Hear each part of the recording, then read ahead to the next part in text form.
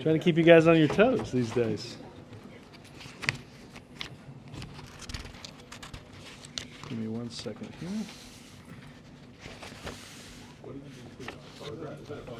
Yeah, you know, I just to see if you guys. I'm going to start taking pictures of you guys. So you know, maybe. I know I've noticed as the Nikon comes out as I'm trying to answer a question. Let me give you guys a quick readout of the president's meeting in the Situation Room to get an update on Afghanistan and Pakistan. And obviously, throughout the course of this, I'm happy to go through what questions I can answer. President Obama met with his national security team and chain of command for his regular update on Afghanistan and Pakistan. The meeting began with a briefing on the situation in Pakistan from Ambassador Patterson, including a discussion of the progress made in building a strong partnership with the Pakistani government and people on behalf of our mutual interests. The President then received a briefing from General McChrystal on the status of the offensive in southern Afghanistan and from Ambassador Eikenberry on our civilian efforts. Both noted the leading role that the Afghan government and security forces are playing alongside the international community in the current offensive. And with that, Mr. Elliott.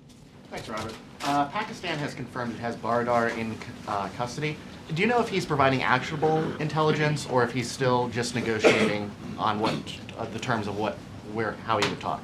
Look, I didn't talk about this yesterday. Obviously, the Pakistani government has confirmed that Mullah Baradar is in custody. I am not going to get into information that we are getting from those interrogations. I do think, obviously, this was the number 2 Afghan Taliban and the operational chief, and it's a big success for our mutual efforts in the region. Okay. And Holbrooke today, before the meeting with the president, said that the Taliban in and around Marja were talking about switching sides, perhaps talking to their Afghan counterparts. What evidence about this did the president receive during his meeting in the Situation Room? Well, General McChrystal began in walking the president through an update of the situation in Marja. As you know, this was highly planned and orchestrated. The effort was shaped by Afghan forces and ISAF forces with those on the ground, which is a key in our efforts. It's clear that a lot of individuals with the Taliban decided they did not want to stay in this stronghold and have left. And without getting into specifics, obviously the president heard from Ambassador Eikenberry and General McChrystal about our continued efforts at reintegration, assuming that, as always, there's a renouncement of the violent extremists that they're tied to, a renouncement of violence, and that they agree to uphold the Afghan Constitution and Afghan laws. Obviously, that's part of what's going on in southern Afghanistan in the Helmand province right now. Yeah. On the arrest of the Afghan Taliban commander, does the U.S. believe that this might be the start of deeper Pakistani cooperation in this area, and will they be helping in the arrest of and the pursuit of other militants on the U.S. hit list? Well, one of the updates that the president got today was a discussion about our military cooperation with Pakistan, and the recognition on the Pakistani military side that extremists in their country posed not simply a threat to us, but an existential threat to them. They have been working productively and cooperatively for more than a year now in assisting international efforts and cooperating in an effort to rid that area of violent extremists. I don't want to get into operationally what might or might not come next, but obviously the capture of Mullah Berader is a significant win. Well, officials in Kabul in the Maldives said that the Taliban allied representatives and members of Afghanistan's parliament met there secretly at the resort at a resort in the Maldives in January. Can you confirm that, and whether the U.S. had any involvement in that, or has the U.S. had any contacts with? I don't have information on that. I'd direct you to NSC on that. Is the U.S. talking to the Taliban at any level? Well, you've heard, you've heard, and the President received updates today about efforts on reintegration. You've heard General Petraeus talk about efforts, again, assuming the renunciation of violence, extremist ties, and an acceptance of the Afghan Constitution and the laws that govern the country of Afghanistan. The efforts that were undertaken in parts of Iraq and the benefits that he saw if you found willing members also in Afghanistan. Robert, is that authoritative, the way you're pronouncing his name, Berader? That's the way it's been pronounced to me, yeah, Mullah Berader. Yeah. Thanks. Yes, sir. What does the president think most Americans feel about the stimulus package on this one-year anniversary? He has seemed a little frustrated in comments he's made, including today, about depictions of the stimulus package. I haven't talked to him recently about that. Jake, I know that I would describe it the way I described it yesterday. It's understandable the frustration that the American people feel about the direction of their economy based on what we've gone through since December 2007 and losing more than 8 million jobs, and what we've gone through over the past decade where there was virtually no job growth, and in many cases, people working harder and bringing home less. We're at 9% unemployment, 9.7% unemployment. So look, it's the president is frustrated with where this economy is as well. That's not to mention housing, the financial system, and a whole host of other events that that we encountered at the beginning of our administration. Yeah, but what does he think Americans think about the stimulus package, though? Specifically about the you guys are obviously very proud of it. Well, what do you think the American people feel about it? Well, let me explain what I think we believe the Recovery Act has begun to do.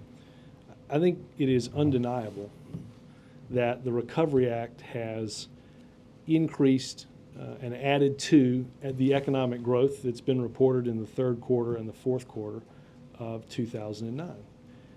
Maybe the best way to look at this is absent what was pumped into the economy by the recovery plan.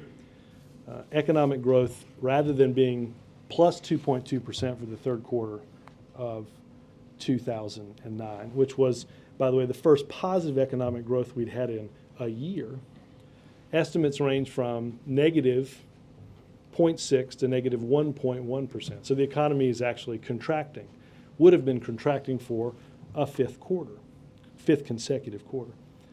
In the fourth quarter, the economy grew by 5.7%. Economists believe that that number would be 3 to 3.7% were it not for the recovery plan. We know that 2 million people would not be receiving paychecks that are now. And I think most importantly, in what the president discussed today and what you've seen, would have seen yesterday when Vice President Biden traveled to Saginaw, Michigan, is that we have begun to invest in and lay the new foundation for creating jobs in the future. The president used today the example of domestic electric battery capability in autos, something that the United States was largely responsible for 2% of the world's output the year before the Recovery Act. next year will be responsible for 20% of the world's output, and by 2015, 40%, based on the investments through the recovery plan in clean energy jobs and in laying that foundation for long-term economic growth. Again, it is understandable, I think, that people are frustrated with where they are economically, with their personal economic situation. And it's also understandable that despite the impact of or the effects of individual components of the Recovery Act, it's likely that because one of the main components of the Recovery Act was to stem the bleeding in state and local government budgets, that actions that have had to be taken at that level have impacted the way people feel about what happened at a national level.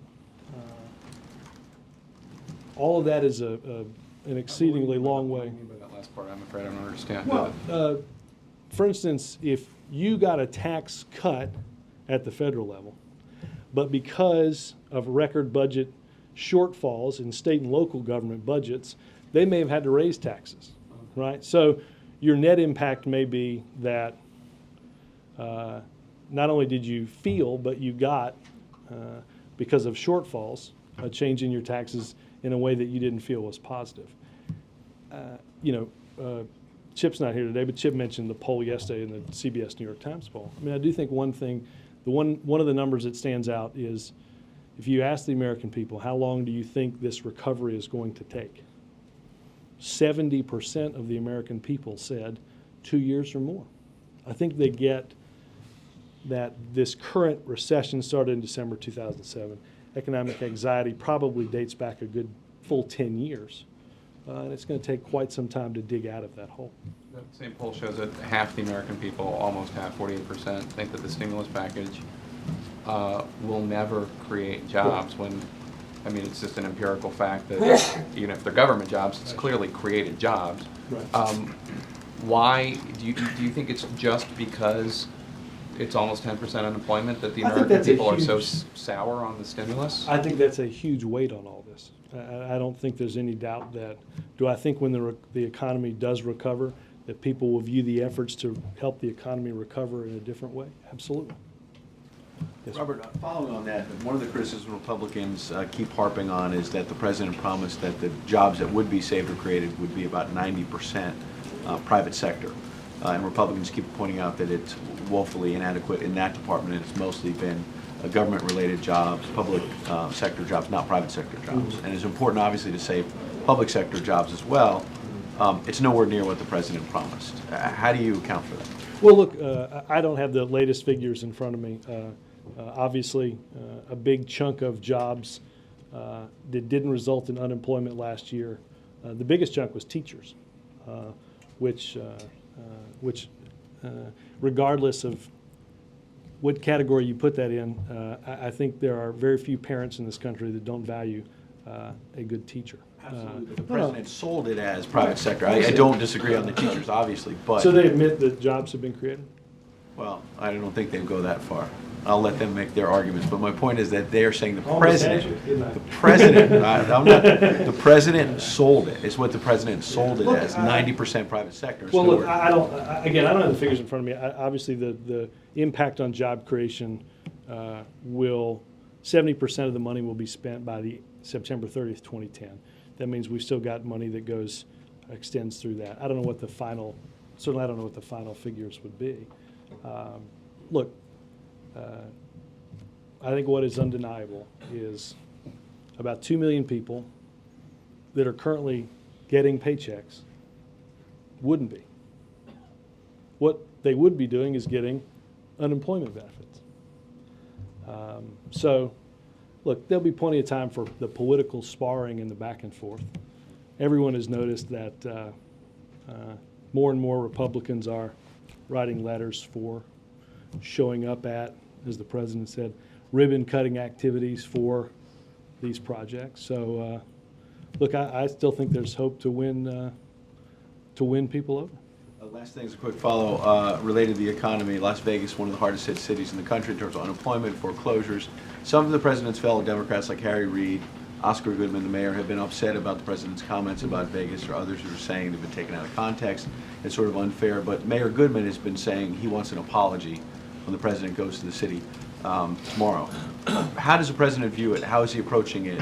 Should we expect an apology from him? Or I have not seen the remarks for tomorrow, but whether the president wants to help people in Nevada understand the context of what he said, we'll wait and give us something to look forward to for tomorrow. Yes, In sir. spite of those 2 million jobs, and in spite of all the talking you've done about the opportunities the stimulus spending has created, the fact remains, as we discussed about the poll, people don't see it. They don't see $800 billion worth of job creation. Well, we haven't spent $800 billion yet. Well, you've spent, depending on where you allocate the money, Well, that much yeah, has but gone out. between obligation or, right. Look, Why don't they get it? well, understand again, What's their problem? no, I don't think it's their problem, Bill. I understand this. 2 million jobs fill in a hole that was 8.4 million jobs deep, right? One of the things you never heard was anybody in this room, meaning me, say that this was going to be a dollar for dollar. The dollar for dollar, we were going to meet the downturn in overall loss of GDP. In fact, we said this would provide some dirt to fill that hole. But again, I think, as I told Chip yesterday, I think if a pollster calls you and you have been laid off and your wife has been laid off and you're having trouble finding money to pay for college, your neighbor has been foreclosed on, I don't think it's surprising if they ask you about the Recovery Act that you're a little sour on it. I do know this, that, again, this is undeniable. There are about 2 million people that are getting paychecks that wouldn't be. That's not 8.4, but that's 2 million more than would otherwise be getting that.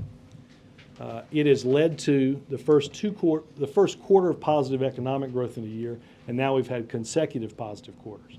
We are not going to have job growth in our economy unless or until we have positive economic growth. So this was not a full cure for what ailed our economy. It is a way of putting people back to work, creating positive economic growth, and importantly, Bill, laying that foundation for long-term investments in jobs. The example I used yesterday was wind energy. In 2009, the Wind Energy Association believed that in comparison to 2008, there would be the growth in wind energy would be about half what it had been in 2008 based on the availability of credit. What we saw was not a 50% reduction, but in fact a 39% increase because investment in wind energy through the Recovery Act fixed the credit market as it related to investment in those long-term energy jobs. The wind energy people ought to come in here. Might find some energy. Set a thing up right here and just let it blow? Is that what you're... One other question. two ways. Did you You said, not me. Did you start tweeting because you felt that you needed some further response to all of the social media out there, that your message wasn't getting across? I had all this free time on my hands. Oh, no. And, Come on. Give me a real reason. no, I said this earlier. The truth is, it was fascinating to watch. It was fascinating to watch you all in real time. Your voice wasn't being heard? No, I didn't. I felt like, did I feel like it was a good avenue for our voice to be heard in? Sure. I thought it was, all of you were on it, and I'm reading now all of what you're writing. I'm reading what you're reading. You're reading what I'm reading. It'll take up most of your day. I have noticed that it takes up, it can be addictive. Trying to keep up, like I said yesterday, with everyone's Olympic emails is a task that simply prepares me for college and professional football season. I will say this, I obviously spent some time with the lawyers yesterday based on questions we got about the Presidential Records Act of 1978. So, and I know Mark wrote specifically on this. What I write and what I tweet is archived as a part of this Presidential Records Act of 1978 because it is work product created as part of my job at the White House. People that follow me, people that read that, people that retweet that, None of that goes into or is archived as a result of the Presidential Records Act. The only thing that would be archived other than what I produce is if you respond directly to me and only me. It's analogous to sending an email to the White House, which is already archived. So if anybody believed that mentioning me, mentioning the White House, mentioning the president in any of the normal tweets that they do is, of course, not subject to the Presidential Records Act. What if you send something and someone retweets it in comments, like "I agree" or "I disagree"? Doesn't That doesn't no. go there. If it only goes to me, If it's a direct back if to you. if it only goes to me, then it would be archived because it would be the equivalent of an email. But if let's say both of Mike's followers if you retweeted something I sent and sent them to both of his, that would neither of those two people would fall into the archives. I said that yesterday because Mike poked me a little bit yesterday for not having enough followers, and That's kind of a violation of the ethics. it was- Double it dipping wasn't, like that. I was. Robert? Though I have to say this, Wendell had by far the best line, as we all know, yesterday. So that's yeah. What lessons have you guys learned and the president learned from this stimulus, from not just selling it, which it seems that there's even plenty of people here acknowledging that there are different ways you guys could have sold this to the public, but also in how it was put together by Congress and your Are there things that the White House learned from dealing with this Recovery Act that they will do differently in trying to put together big legislation and trying to work with Congress? Look, if you look at the speed in which, well, first of all, let's go back to a little. Do you acknowledge that you guys could have done better on the Again, PR front? I acknowledge that it is. I acknowledge that at 9.7% unemployment, there are a terrific amount of economic Mistakes at the beginning and No, trying to solve it. I don't, I'm not going to spend a ton of time speaking. That would take up far more time than the computer. But again, Chuck, I think a lot of this derives from the fact that people are in this country, as the president hears from each and every day, hurting economically. That's understandable. But let's go back a year or so ago. Economists, liberal, conservative, left, right, the economists that advised John McCain's presidential campaign believed what we needed was a robust Recovery Act. It was put together and passed passed and signed by the president in 3 weeks. Because what we needed was to begin to get investment and money into this economy quickly. That's what happened. The effects were felt quickly because of that. Look, from a pure PR perspective, you could break out everything into its 25 component parts, spent several weeks selling the component parts of wind energy and passing it. Would it have made a PR difference? Who knows? How about interacting with But- Congress and how you guys largely let them write big pieces of this? I mean, Yeah, is that, but- you're going to change the sort of... I don't. Do I think that impacts the way people see it? I don't. I think, again, I think understandably 9.7% unemployment is sours your look on the economy. It naturally would for anyone. You indicated at the beginning of the AFPAC meeting that's happening now that it was our ambassador to Pakistan gave the first update? Yeah. Okay. Did he indicate what the... Ian Patterson. My Yeah. apologies. Did she indicate what motivation, why the Pakistani government suddenly now decided to cooperate and get Berater, I guess we're calling him now? Sorry, everybody, we've all got our different That's what pronunciations. Mullah Berater was. What Did she get into the motivation? What is it about? We discussed, And you're not gonna tell but I us. can't get into that. Okay, so Yeah. you did discuss We this dis- new motivation. Well, no, I don't want to say that. We discussed his his capture broadly. I don't want to get into The operational details. dynamics going on inside We Pakistan. we talked about, look, Ambassador Patterson gave a robust update on both the governmental and military side of Pakistan. And when are we going to get the details of how this debt commission is being? We were discussing this earlier, and Yeah, you didn't probably have a- either later today or first thing tomorrow. I know the president will sign the rules of the executive game, order. who Yep. appoints who, all that The stuff. president will sign the executive order tomorrow, and I'll figure out when those details are going to be. Yes. Is this before or after the Dalai Lama meeting? I think it's before, but I will double check. John? Dalai Lama is also meeting with Secretary Clinton, as I understand. The White House has said that the president is meeting the Dalai Lama as a spiritual leader. What does it say to have the Secretary of State also meeting with him? I will direct you to the Department of State to answer that question. So, but the White House didn't have any consultations on who in the administration will be meeting with them? I'd point you to the Department of State on that. And so the president is going to have two events tomorrow. He's going to be meeting with the Dalai Lama, and he's going to be doing an actual event around the commission. So could you tell us about the choice of Alan Simpson, what you are trying to project, and what it might do, what you hope it will do to get Republicans on board with this thing? Well, look, we confirmed, obviously, co-chairs for this bipartisan commission on the debt and the deficit. You have you all should be thankful. He is a guy with a sense of humor in a town that often lacks one. I think that will be fun for you all. I think it is a great service for.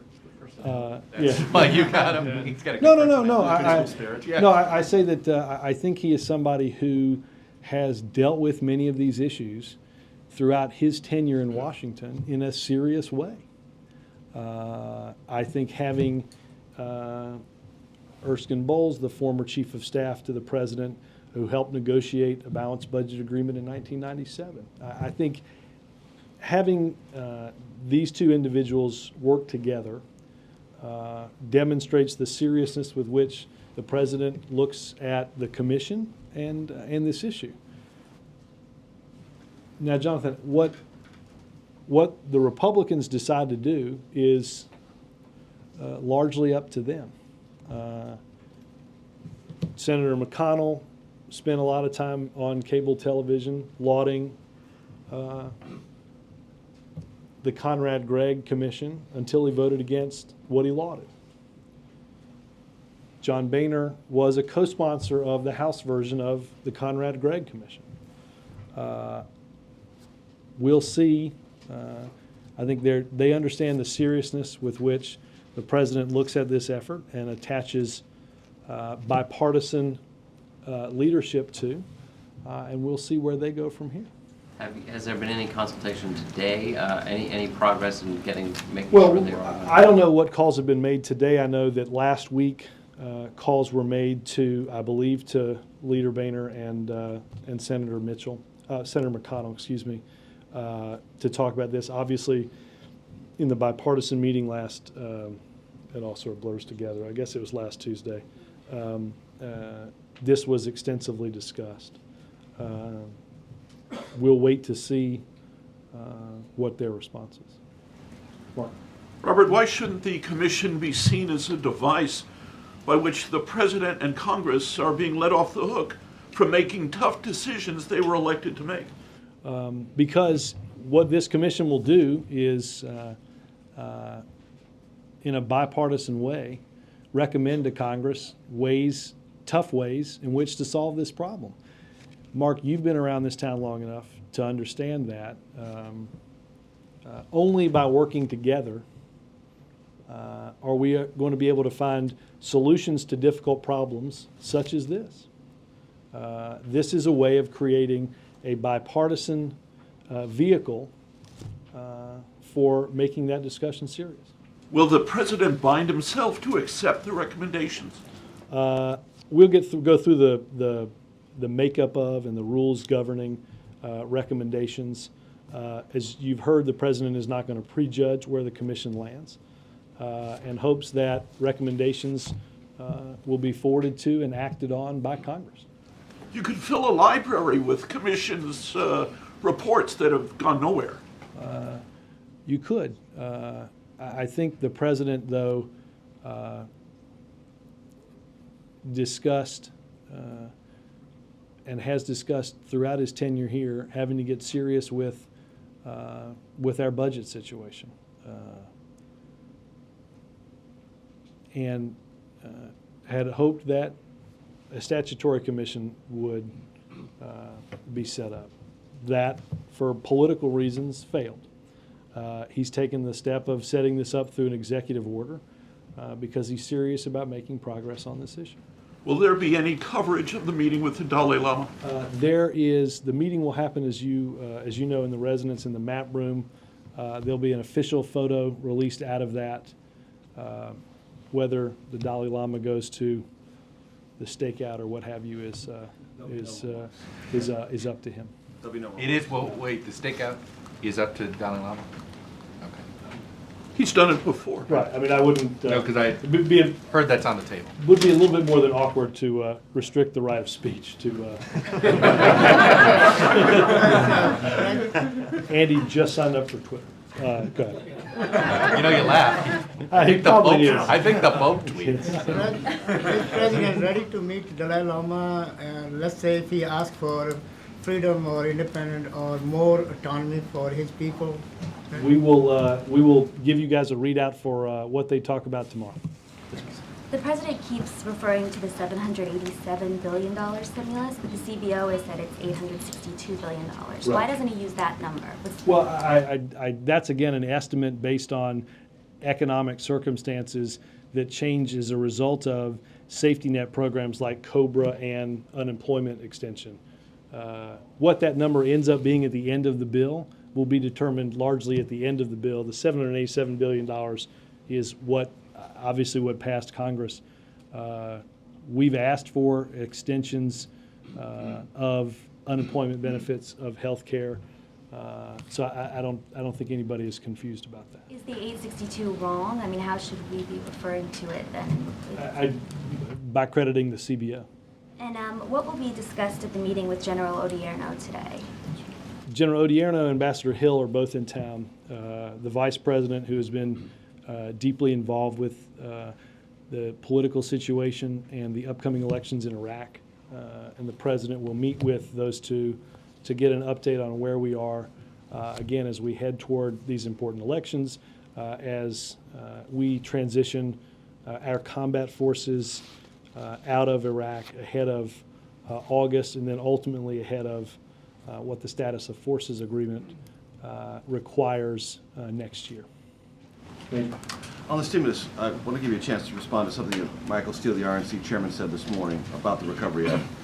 And I'm quoting him directly here now. "The other fiction we need to dispense with is this saved and created nonsense." I'm still quoting. "I don't know what that is. I don't know what that looks like.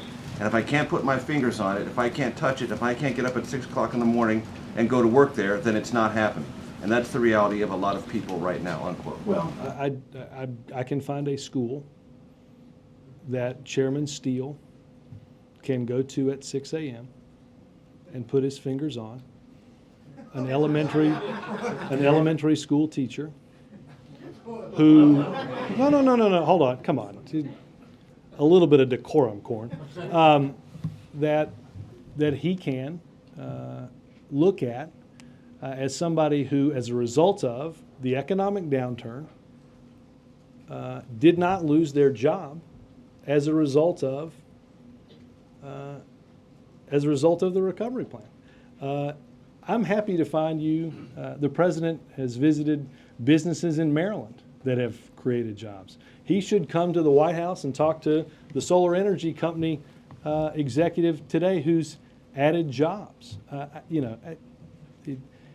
Continuing to deny what is undeniable leads one only to believe that Chairman Steele is far more interested in playing politics than he is in fixing what was broken in this economy over the past 8 years. When CBO looked at the 5 largest categories of Recovery Act spending so far, it was broke down along with Social Security payroll tax refund, the tax cut, unemployment insurance, Medicaid, state emergency aid to the states, and student loans. Would you say, therefore, that a big part of the initial benefit of the Recovery Act or stimulus was to rescue people from situations that would have been far worse than had it not been there, and that these 5 categories of spending are not what we would traditionally regard as job creating, but saving people from more dire circumstances, a rescue component as opposed to reinvestment or recovery? Well, understand that one of the hallmarks of a bill that has not seen fraud and abuse is that you have to set up a system where an investment in an energy company is through a grant is going to have to be set, a system that's going to have to be set up. Cutting somebody's payroll tax can be done by changing the rate at which that tax is levied. Being able to go to a facility that provides you unemployment benefits and extend those benefits because you've lost them is not something that requires additional setup. So obviously the pacing of different activities has happened at varying times based largely on how those services are delivered. But so far what's happened has been mostly rescue as opposed to the hardcore job I don't creation have the chart that I had earlier this morning with me. It's on my desk. But I think that obviously a cut in taxes, AMT relief, unemployment benefits, extending health care for those that have lost their job happens pretty quickly. And quarter by quarter, we've seen an increase in different investments in different sectors of what the recovery plan invested in. Understanding, Major, that one of the primary things that probably one of the 3 main components of the legislation was, as you said, aid to states. That also goes out quite quickly, and you've seen the impact of state and local employment on the overall jobs numbers. Were it not for state, I think this is true, I forget the exact number of jobs lost last month, but I know that state and local, I believe, was 41,000. So removing that, I think would have had positive, again, I don't have the number from me, but I'm pretty sure you would have positive economic growth, positive job growth for that month. So again, there's not one, as I said yesterday, there's not one single thing that any piece of legislation can do, because we faced problems on any number of significant fronts. Austin Goolsbee told me this morning one of the problems he thinks this recovery has had is that too many Americans confuse it with TARP or bank bailouts. Do you think that you failed to make a communications distinction between the two, and that's one of the problems you face as people try to decide whether this was good for them or not? Look, I think, I'm not sure how we would have done it differently. Instead of calling it the Recovery Act, we could have called it the Not TARP Act. But I mean, look, I think that people have conflated money lent to banks, much of it paid back with interest to stabilize the financial system, or investments that had to be made in restructuring auto companies with the recovery plan. I'm not sure exactly what could have been done to rectify that. Is Mullah Berater an enemy combatant? Mullah Berater is in Pakistani custody. And will remain? I don't have an update that he won't. So there's nothing with his status in Pakistani custody that either the Justice Department or the White House has to weigh as far as his status? He's in Pakistan custody. He's an Afghan national. Yes, sir. Two quick questions. Tomorrow, I gather, when he goes to Colorado and Las Vegas, it's fundraisers. Can you talk a little bit about Friday morning and what event that's? I don't have that all in front of me, but I'll be happy to get it to you. I know he's going to do a couple of different events, one of which I believe is a town hall. And for my colleagues on Metro, he's now been to Lanham, Maryland 3 times. Does he have something particularly he likes about Lanham? No, but apparently we should bring Michael Steele next time. Robert, are Republicans winning the message war over the stimulus bill? I don't think so, because quite a few of them are, like I said, showing up at ribbon cuttings. I don't know whether they have decided that it's good to make sure that you're seen being an active participant in trying to get the economy growing again, rather than sitting on the sidelines and saying no. Again, look at where. Well, the unemployment rate today would probably be 11% or higher were it not for the recovery plan. 2 million people who are getting paychecks today wouldn't be getting paychecks. Economic growth would be decidedly different in quarters 3 and 4 than they were in quarters 3 and 4 as a result of what's happening on the recovery plan. But Robert, we know that the Republicans are saying things like what Eric Cantor said today, still no job creation. John Boehner calls it 1 year of broken promises, bloated government, etc. They're arguing, no jobs have been created, and we also know. It's weird that Eric Cantor was trying to get some high-speed rail money to Virginia to create jobs. Okay, fine. We're talking about No. Hold on. Let's not say fine. Let's not say fine. When you're trying to create jobs through high-speed rail, and then you're telling you that it's not creating jobs, it's hard to kind of square the circle between the rhetoric of what somebody says in Washington to a New York Times reporter and what they tell their constituents in their district in Virginia. If you let me finish, they are making the case that no jobs were saved or created, and we also know from polls that we've discussed here today that many Americans are confused about what this bill has achieved and whether or not it in fact has created any jobs. So I'm asking again, are they winning? The answer is no. Again, I don't know what message Eric Cantor delivers when he tells you in Washington that it hasn't, but then tells his constituents, gee, I hope we get this grant to build high-speed rail in the district and create jobs. In Alabama, we call that hypocrisy. In Washington, we call that par for the course. Yes, sir. Debt Commission, how many people are going to be on it? And does the president have commitments to serve from all the people he's going to name tomorrow? The 2 that he'll name tomorrow are locked and loaded. So those are the only 2 people he's naming tomorrow. So he still doesn't have the full complement. We're not announcing the full complement. Convinced who? To join. Who? The rest of the complement. We just haven't announced them. But we will. We're waiting to see what. It'd be interesting to see what the Republican reaction. So in other words, he's got Republican members that he has in mind, or has asked Boehner. I'm not sure. You said before that. We had members of the economic team. I think Tim and Larry talked to. I'll find out exactly who made calls to who, walking them through a commission, and then again in the cabinet room.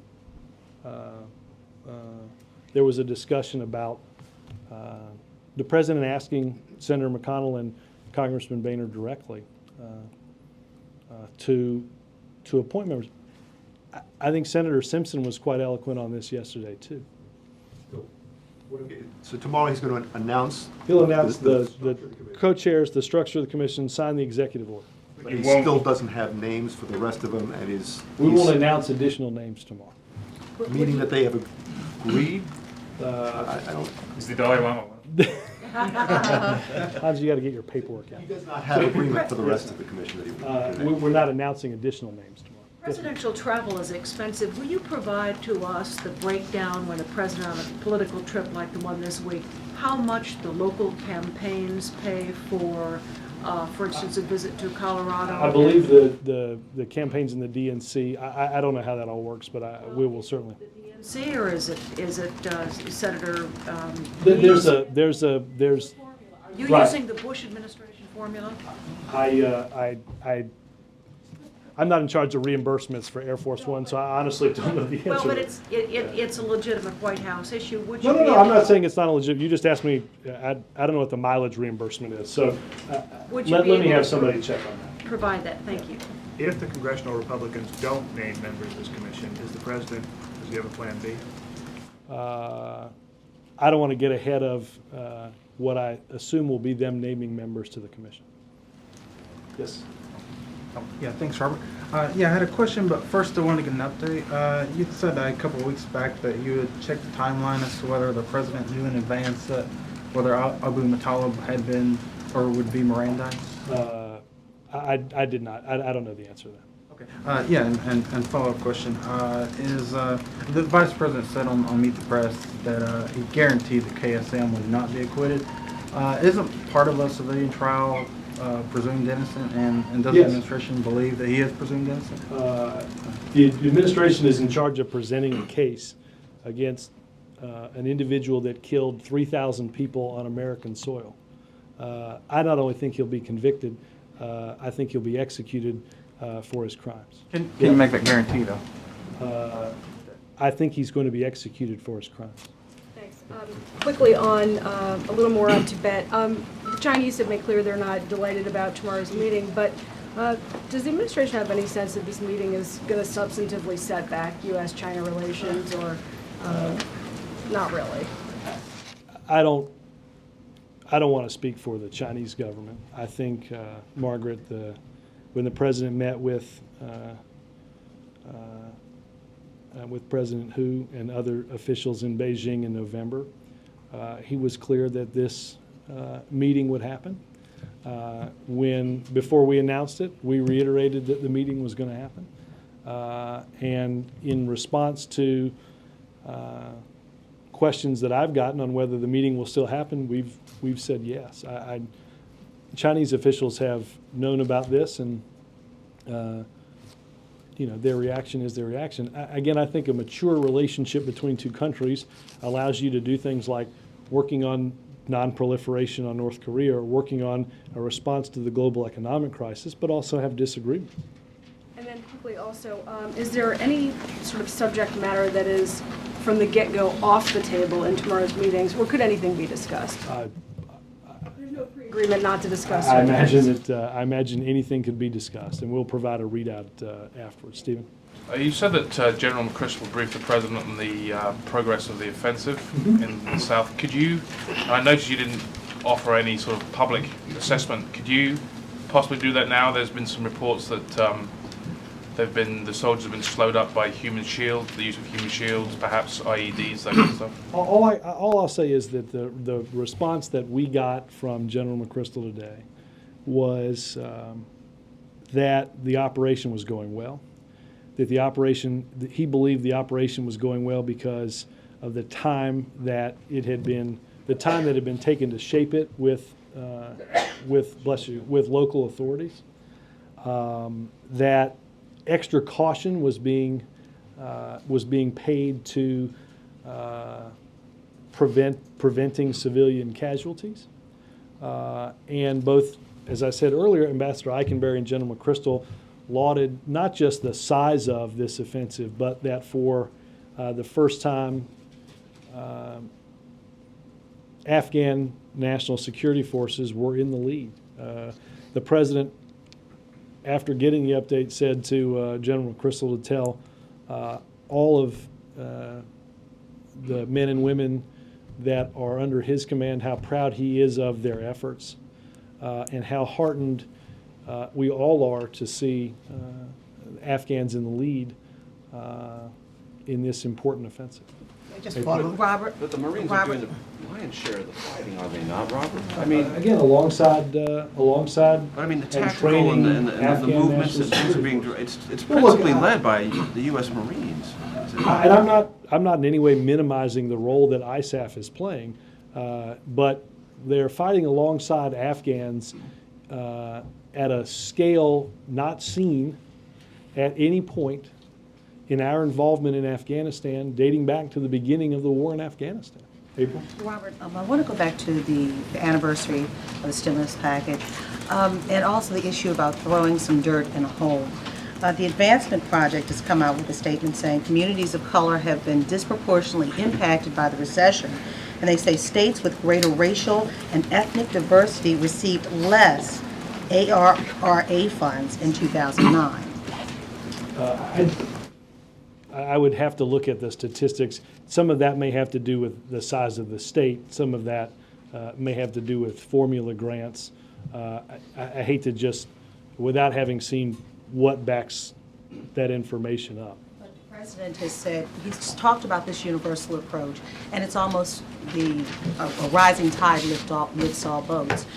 What does this administration say to hearing things like that? Is there going to be an effort to try to make sure more money is funneled into certain areas, particularly after some of the civil rights leaders came up saying they want urban communities to be targeted? Well, look, one of the things that we have seen in this dramatic downturn in our economy is that the effects of this are wide and great. That it is not something that in earlier recessions you've seen has not affected, say, white-collar jobs and only affected sort of manufacturing and blue-collar jobs. You've seen, I don't have the statistic in front of me, but the degree to which, say, college-educated individuals have lost their jobs in this is far greater than we've seen in other recessions. I think the Recovery Act was intended to, and has done what it's intended to jumpstart economic growth, save jobs, and more importantly, invest in new jobs for the future. And another question on another note on the snow. Is the federal government looking at pumping in some monies into communities, Washington, D.C., Baltimore, Maryland, up north, that are impacted by the snow? Many streets are still snow and ice laden. Right. If localities like the district, or if states like Virginia, Maryland, West Virginia, Pennsylvania, if they want to seek a disaster declaration from the federal government, those requests are made by those states and localities. They go to FEMA, and then FEMA makes a determination about a disaster declaration. Yet? I will go back and check. I think, well, let me not guess what I think I've seen. Thanks, Robert. Yesterday, Senator Bayh said, if I could create one job in the private sector by helping to grow a business, that would be one more than Congress has created in the last 6 months. Is he right? I answered yesterday that obviously the Recovery Act was something that passed legislatively, as we know, a year ago. And I think the President and Senator Bayh both agree that now is the time to act accordingly in passing additional measures to create an environment for additional hiring. Thank you. One other quick thing. When Mr. Brennan briefed us last month, he said, I told the President today I let him down. Yeah. Did he tender his resignation? Did he offer it? No. And I can't imagine that the President would, under any circumstance, accept it. Thanks, guys. Thank you, Rob.